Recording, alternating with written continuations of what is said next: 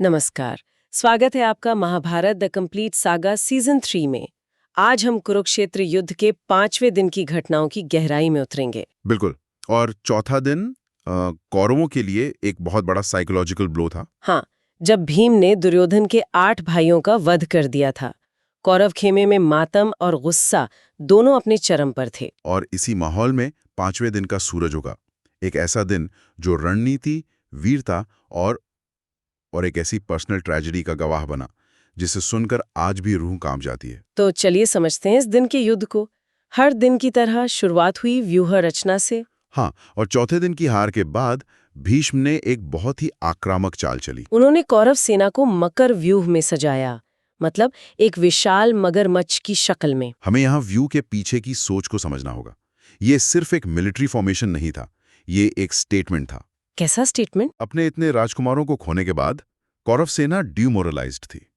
मकर view बनाकर भीष्म ये संदेश दे रहे थे कि हम टूटे नहीं हैं, हम शोक नहीं मना रहे, बल्कि हम पहले से ज्यादा शुंभ होकर हमला करेंगे। मतलब ये एक ऑल आउट अटैक की तैयारी थी। बिल्कुल। तो इस मगरमच्छ के सबसे खतरनाक यानी मुंह वाले हिस्से में कौन था? जाहिर है स्वयं गंगापुत्र भीष्म, और उस मगरमच्छ की 2 आंखों की जगह पर थे गुरु द्रोणाचार्य और कृपाचार्य।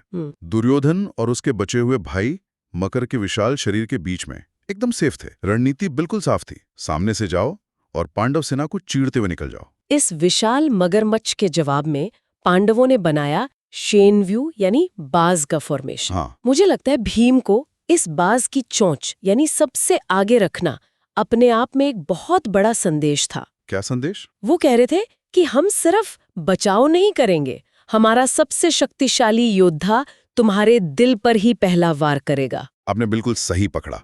ये सिर्फ मनोवैज्ञानिक ही नहीं बल्कि टैक्टिकली भी ब्रिलियंट था।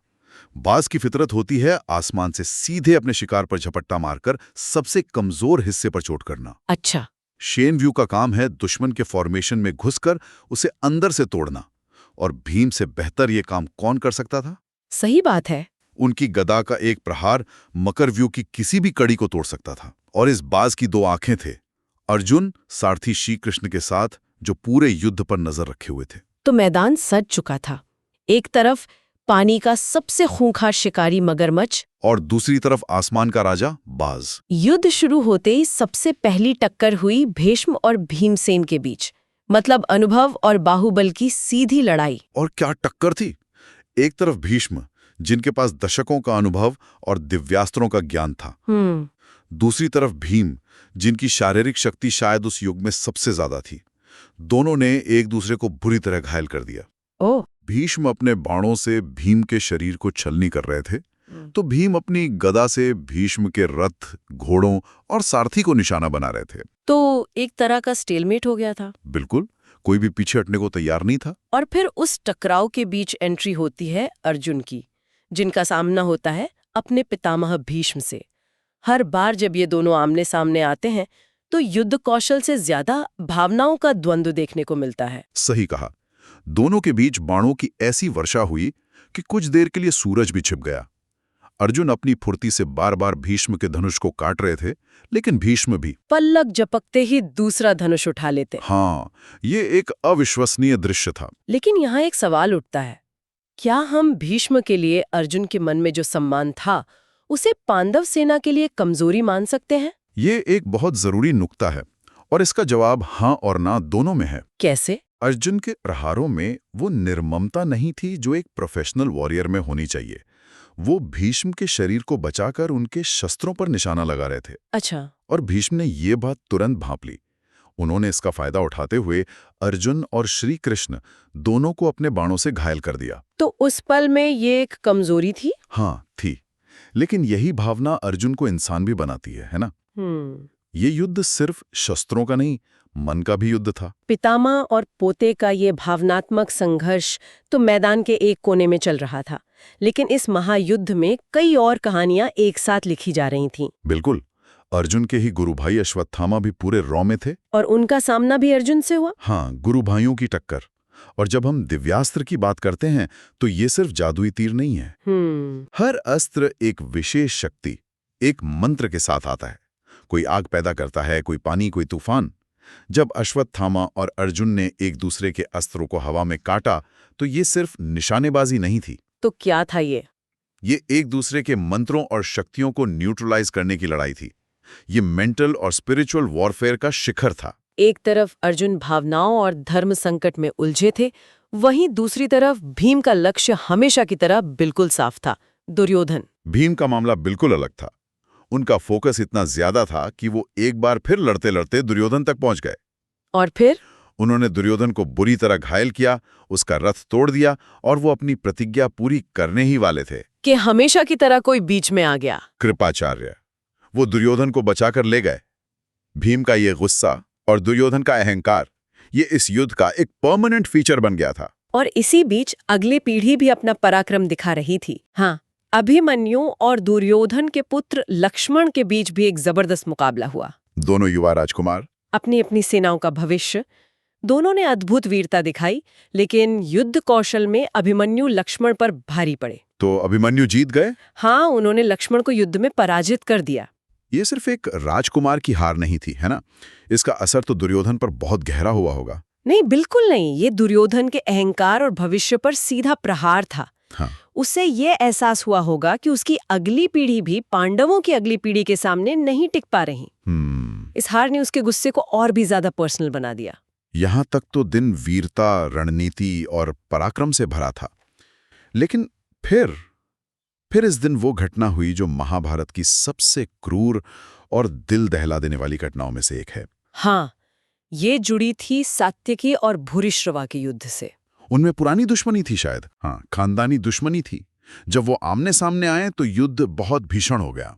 लड़ते लड़ते सात्विकी ने भूरिश्रवा के 4 पुत्रों का वध कर दिया। अपने 4 बेटों को अपनी आंखों के सामने मरते देख भूरिश्रवा जैसे पागल हो गया, और बदले की आग में उसने वो किया जो युद्ध के किसी भी नियम में नहीं आता था। उसने सात्विकी से लड़ना छोड़कर सात्विकी के उन बेटों पर हमला कर दिया जो अपने पिता की रक्षा के लिए उनके आसपास लड़ रहे थे। वो 10 बेटे थे, 10 के 10। भूरिश्रवा ने एक एक करके सात्विकी की आंखों के सामने उनके 10 बेटों के सिर काट दिए। ओ बाप रे! मतलब सात्विकी कुछ नहीं कर पाए, वो तो खुद एक महारथी थे। वो असहाय थे। उनका पूरा ध्यान भूरिश्रवा से लड़ने पर था।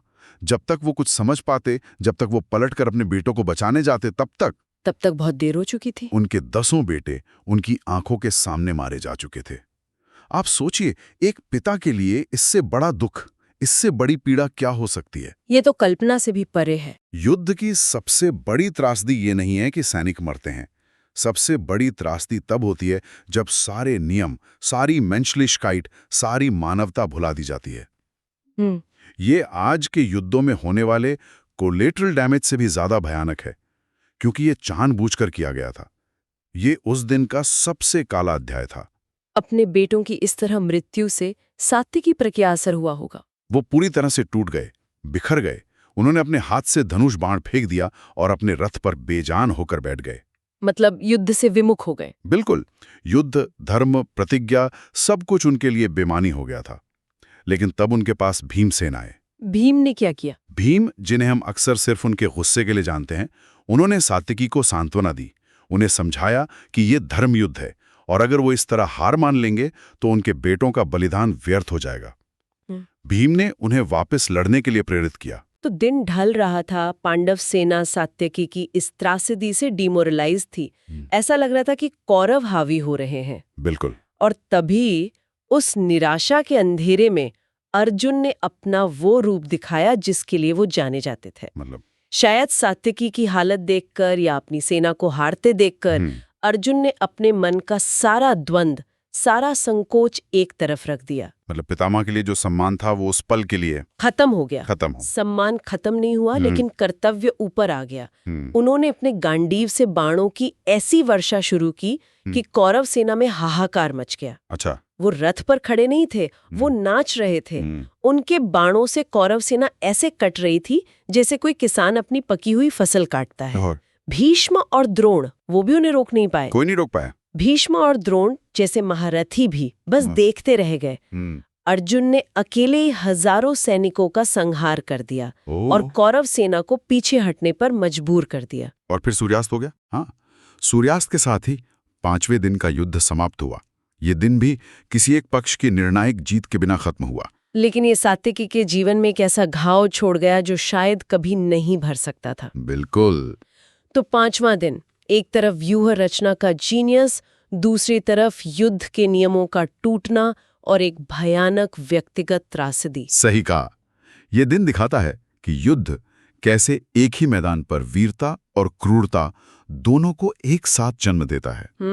अब देखना यह है कि इस भयानक दिन के बाद छठे दिन दोनों सेनाएं किस नई रणनीति के साथ मैदान में उतरती हैं। हमारे सूत्रों के अनुसार पांडव भीष्म के मकर व्यू का ही प्रयोग करेंगे, तो कौरव उसके जवाब में क्रॉन्च व्यू यानी सारस पक्षी के आकार का व्यू बनाएंगे। ये लड़ाई और कितनी भीषण होगी और कितने नियम टूटेंगे, जानेंगे हम अपने अगले विश्लेषण में। हम आपसे फिर मिलेंगे जल्दी महाभारत द कंप्लीट सागा में।